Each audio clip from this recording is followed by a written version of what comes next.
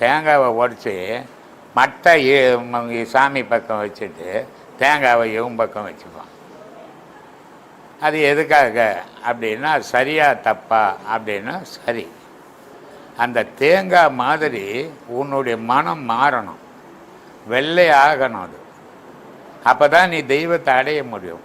அப்போ அதுக்கு மேலே இருக்கிற மட்டையை கழிக்கணும், அதுக்கு மேலே இருக்கிற ஓட்டை கழிக்கணும், அதுக்கு மேலே இருக்கிற காயை கழிக்கணும், அதுக்குள்ளே இருக்கிற அமுதம் கிடைக்கும். அந்த அமுதம் கிடைச்சா தான் தெய்வத்தை பார்க்க முடியும். அப்படின்றதுக்காக தான் தேங்காய் உடைக்கிறோம். வெத்தலை பாக்கு வைக்கிறோம். வெத்தலைன்றது காற்று, பாக்குன்றது நீர், கற்பூரம்ன்றது நெருப்பு, பழம்ன்றது மண், பூன்றது ஆகாயம். இந்த 5 பஞ்சபூதத்தை தான் நம்ம வழிபட்டுன்னுக்குறோம். ஆனால் நம்ம என்ன கடவுளை வழிபடுறோம் ஏமாந்துன்னுக்குறோம், தெரியல. இதை எவனும் சொல்லியும் கொடுக்கல. காலாகால